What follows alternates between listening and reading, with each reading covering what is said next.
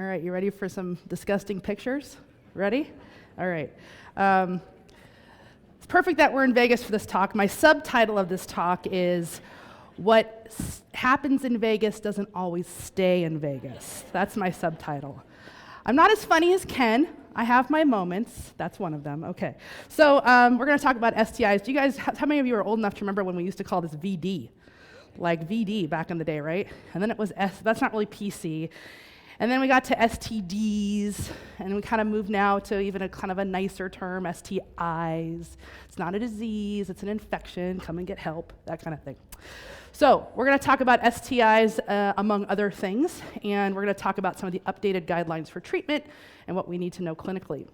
So one way to think about sexually transmitted infections is those that cause ulcers and those that don't. And those are kind of two general categories in terms of how these things clinically manifest. So we've got our list of things that don't ulcerate, like gonorrhea, chlamydia, non-gonococcal urethritis, PID, late syphilis, all different clinical presentations. And then we have our things that cause ulcers, painful or painless ulcers. We've got herpes, syphilis, chancroid, LGV, granuloma inguinale. We'll talk about all of these. It's one way to think about these diseases. Now, let's talk first about gonorrhea. Okay, gonorrhea and chlamydia are BFFs.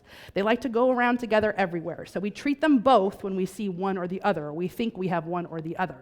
Gonorrhea is the second most common infectious disease that's reported. Chlamydia is number one, the most common infectious disease that's reported. So gonorrhea is caused by Neisseria gonorrhoeae, we know this. It's co-infected with chlamydia very often. It's a very infectious disease. We see it most often in our sexually active population.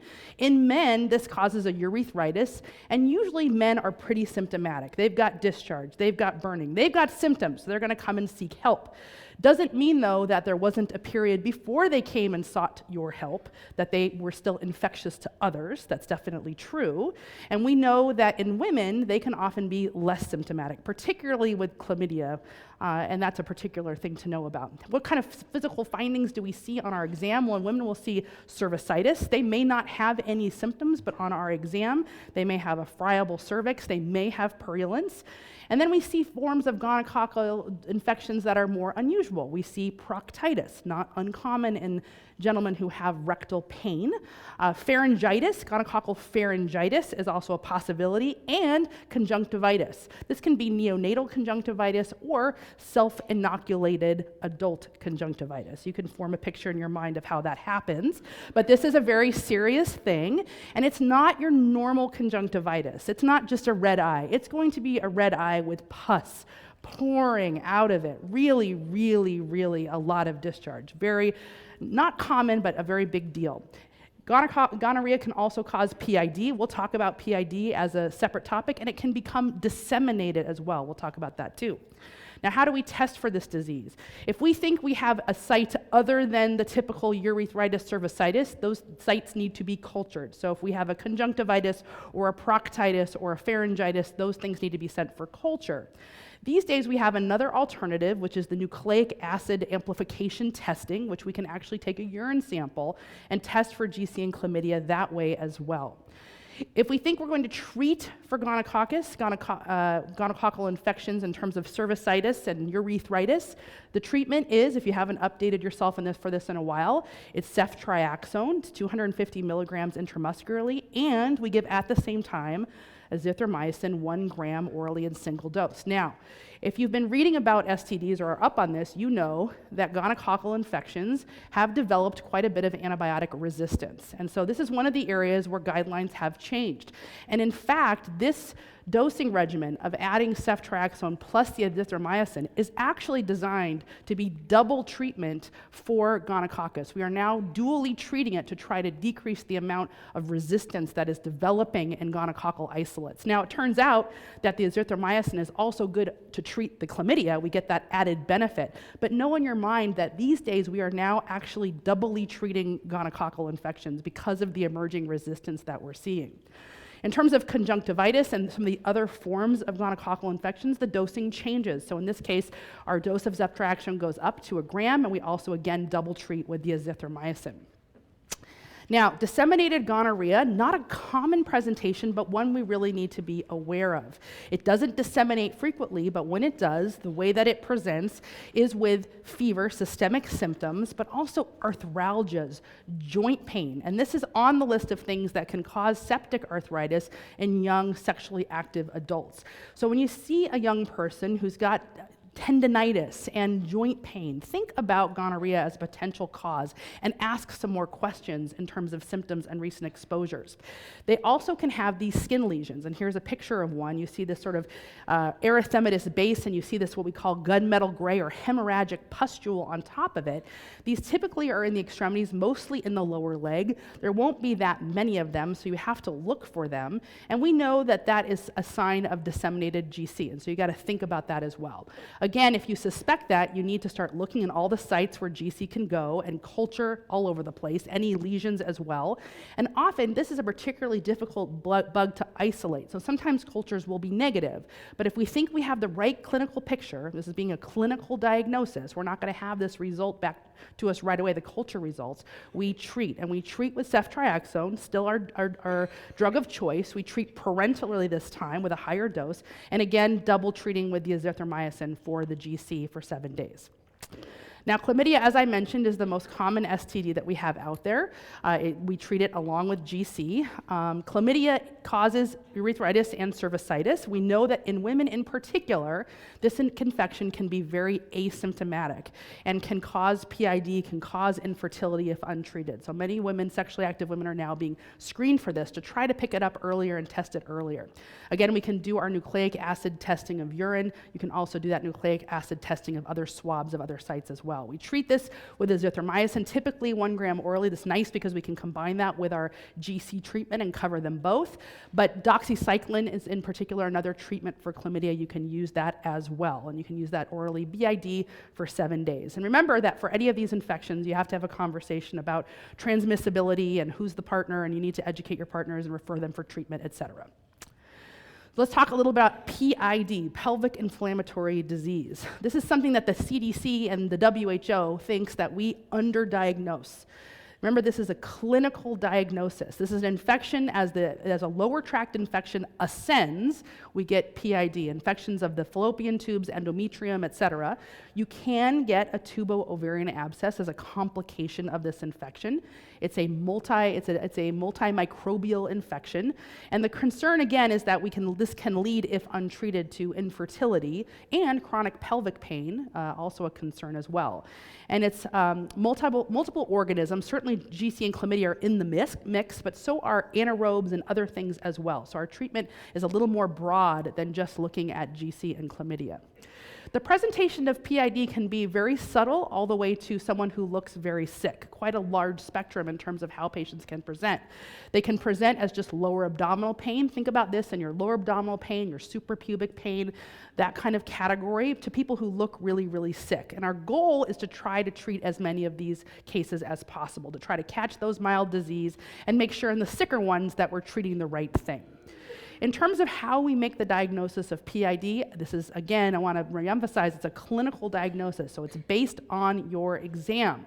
So you need to, this is one of the reasons to do a pelvic exam. We need to look for cervical motion tenderness, we need to look for discharge, we need to look for uterine tenderness or adnexal tenderness. And if we have any of those things, we need to send the appropriate samples, and we need to consider treating for PID based on our clinical findings.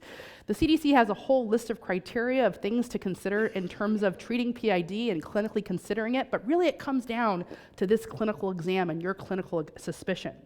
Now, if someone looks really sick, meaning that they've got abnormal vital signs, they've got a fever, they're particularly tender, more than you imagined, or you're considering that might be something else, that's where imaging comes into play. But certainly patients who have a pretty straightforward diagnosis of PID don't all need imaging. But if you are concerned about a TOA, you're not sure that this is the diagnosis, then ultrasound would be probably your first line in terms of getting a good look at the pelvic organs, and CT may also be an option for you, depending on what your choices are where you work. Now, what do we do with PID? Do they come in or go home? Well, patients with PID can fall into both categories, and it depends on their comorbidities, how they look, what their reliability is for follow-up. Patients who don't look well, can't take POs, are in a particular amount of pain, have comorbidities, those people come in. They get admitted for parenteral regimens, et cetera. Patients who also can't follow up. Patients that you're going to send home with PID, that's fine. They need follow-up because there are treatment failures, and we've talked about the consequences of that. So if they can't follow up, that is someone to consider bringing in. There's a bunch of different regimens in terms of antibiotic choices to treat PID. There are PO regimens, there are parenteral regimens. One thing to know, though, for those that you are planning to treat as outpatients, is that your ceftriaxone azithro combo, that's not an approved combo for PID. You need to use doxycycline in that case, and so that's not going to treat PID if you choose that azithromycin ceftriaxone. That's not a recommended first-line option to treat PID. So again, if you discharge them home, they do need a recheck in 48 to 72 hours for an abdominal exam and sort of a how are you doing type of thing, because there are treatment failures. Let's move on to herpes, another really common STI that's out there. It's thought to be that up to 20% of sexually active adults are infected with herpes, so a very common infection that we see. We know that it can be very, very painful, especially the primary occurrence when it first happens. We know that most of these lesions are HSV2 in terms of their viral subtype, but you can have HSV1 as well. The first time around, this can really make people feel unwell. Systemic symptoms, fever, aches, just not feeling well at all, malaise, all those kinds of systemic B-type symptoms, very common in the first episode.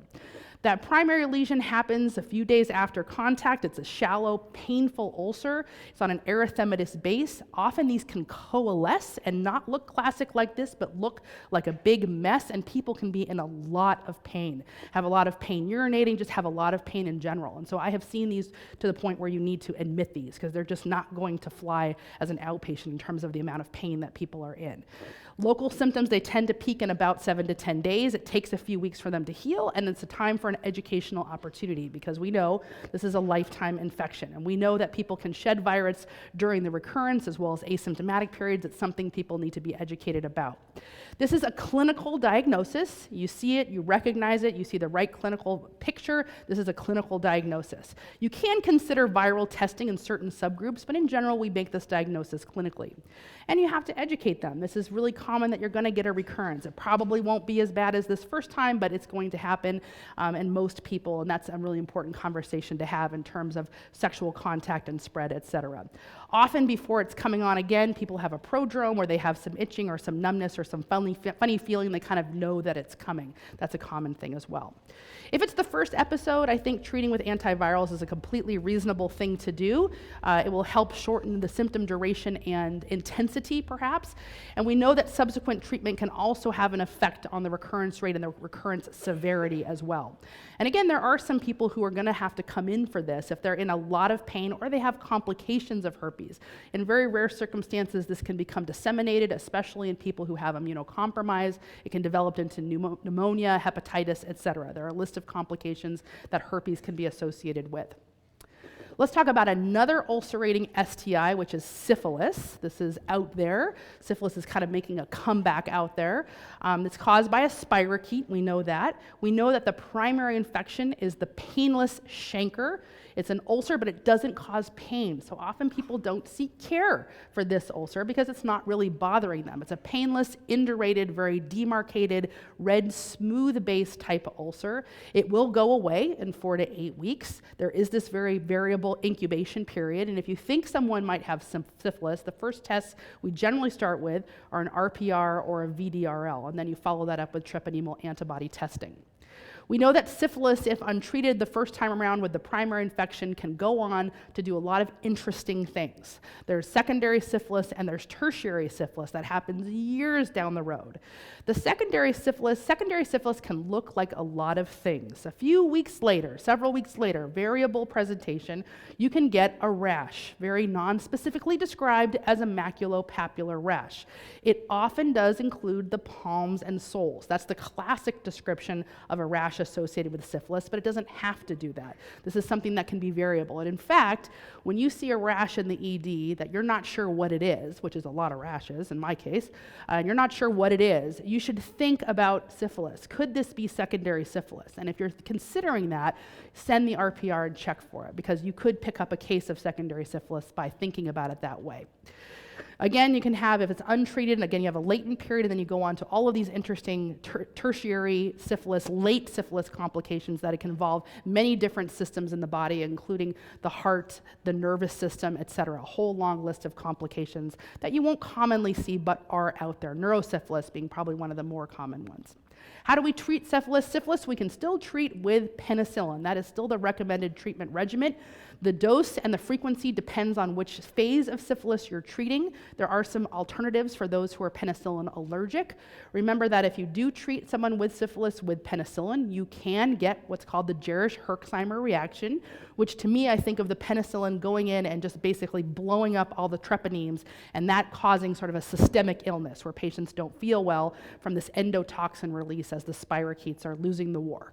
And they get headaches and myalgias, and they don't feel well several hours after they get their antibiotics because of this that's happening. So you need to let patients know that that can happen. More frequently, the more advanced the infection is, the more frequently that could happen. Okay, Chancroid and LGV, these are kind of the more unusual infections, more on the uncommonly diagnosed side, but worth knowing about. We don't commonly see these in the United States. These can be things that often are acquired on overseas types of trips or in certain populations, and sometimes there's sporadic outbreaks in certain parts of the country. Chancroid and LGV can cause multiple painful genital ulcers, plus you start seeing things in the inguinal area, inguinal nodes. As you start to see bumps in the inguinal area, these are the kind of infections you start to think about. Not all bumps in the inguinal area are abscesses, and that's important to think about. You don't want to IND something like this. So keep this in mind and make sure that you consider the genital part of this. This may be nodes from something else. The diagnosis is usually made clinically. You won't see it that frequently, so if you do think you have it, you can look up what the current treatment regimen is. LGV is caused by chlamydia. It causes these painless shallow ulcers that usually go away, but then they start to get these painful buboes or these big nodes in their groin as well. And this is treated with doxy like other chlamydial infections. So here's kind of a great little summary slide about these STIs, the ulcerative ones in particular. You see herpes, you see syphilis, you see chancroid and LGV. You see on the other column whether or not they cause sort of a systemic illness, what kind of adenopathy you might see, what the initial lesion looks like, and what the lesions in general would be described as. This is a nice summary of what we just covered right there. Herpes and syphilis being the more common, herpes being the way most common of the ulcerative type diseases.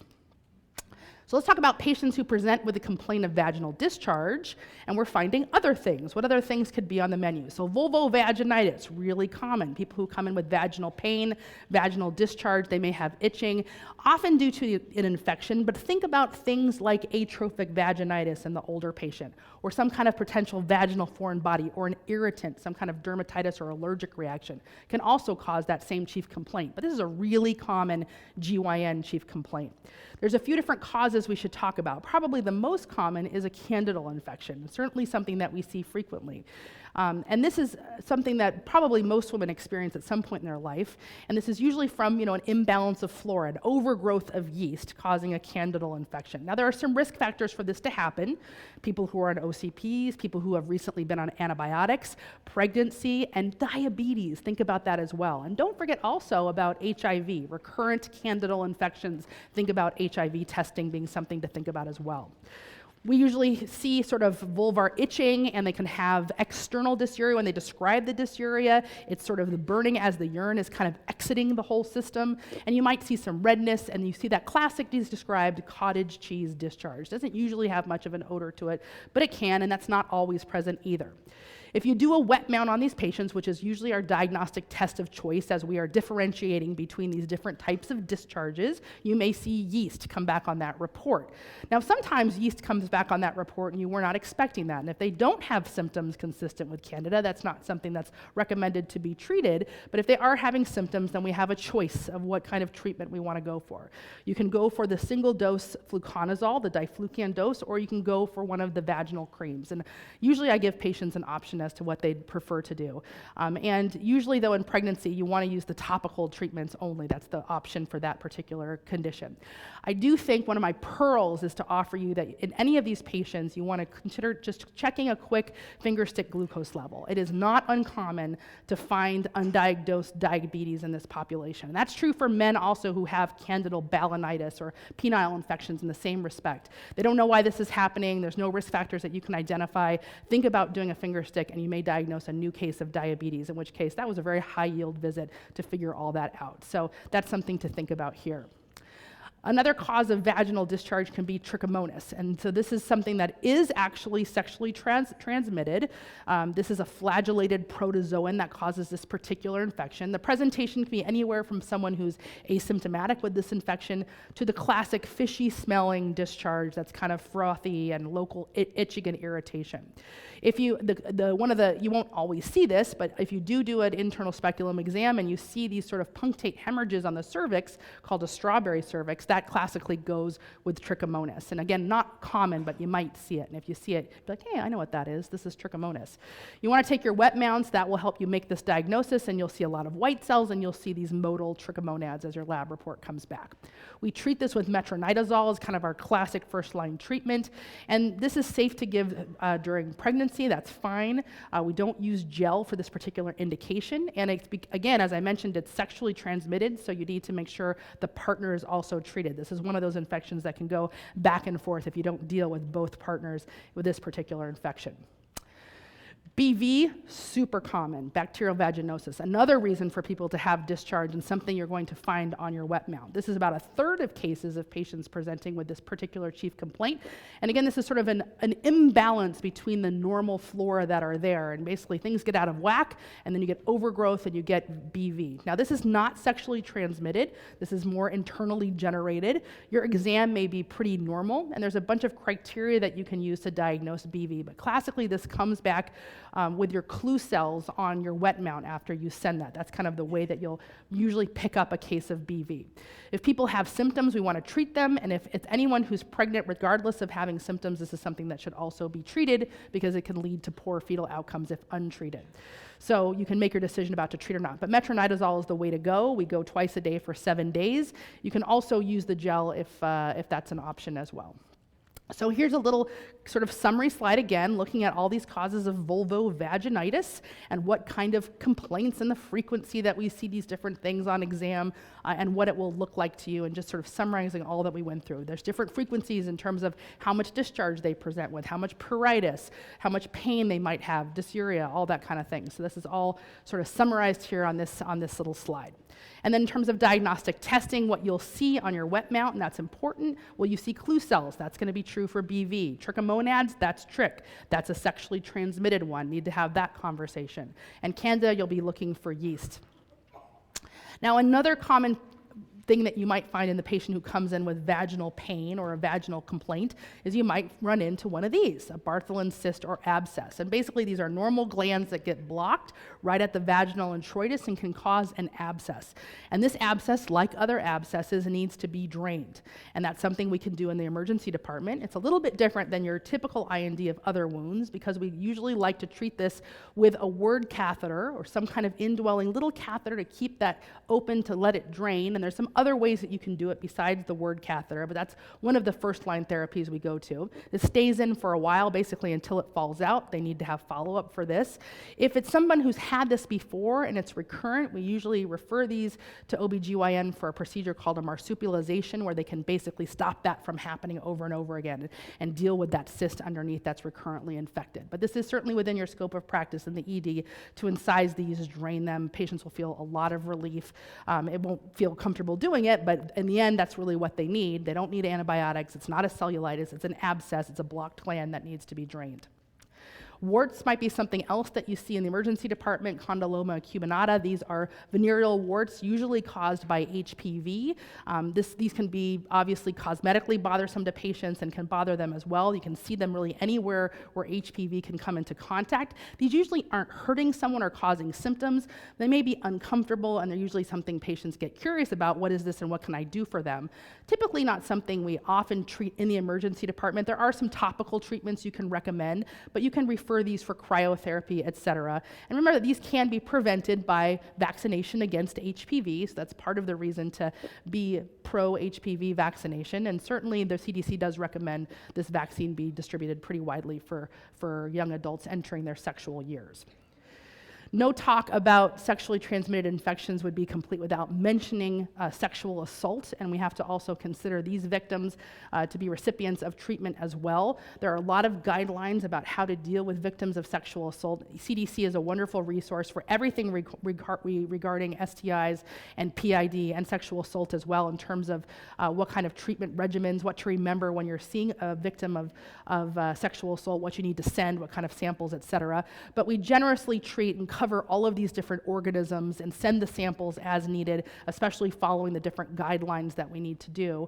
And then we also want to consider also HIV, hepatitis B, syphilis, post-contraception, all these kinds of things need to be considered. So some of the sample regimens would be to treat for GC and chlamydia, also cover for trichomonas and metronidazole for anaerobic coverage as well. Covering herpes is not a CDC recommendation, but it might be something to also consider in terms of giving an antiviral to cover that, and then again to think about emergency contraception. In most emergency departments, we have protocols to deal with patients to make sure that we treat them in the best way possible and get all the legal type of evidence and the right chain of evidence in a way that we do this. And whether you have a sexual assault response team or a person in your department that does this, this is the way to follow. And usually protocols really are best designed to deal with this and make sure that it's done properly. Post-assault HIV prophylaxis is also another consideration. There are CDC guidelines for this as well. It depends what kind of exposure they've had in terms of the risk for contracting HIV, and you have to kind of consider the characteristics of the assault to kind of really realistically estimate their risk for infection. But certainly if this is a consideration, then post-exposure prophylaxis would be indicated as well. And you want to talk to the patients about risk of toxicity. This has gotten a lot less with some of the newer regimens that are much better. They're more well tolerated from a GI standpoint. And these days we even have pre-exposure prophylaxis as well, PrEP programs if you've heard of those, for patients who are at really high risk for contracting HIV to begin with. There are PrEP regimens as well. And that's STIs. Thank you very much.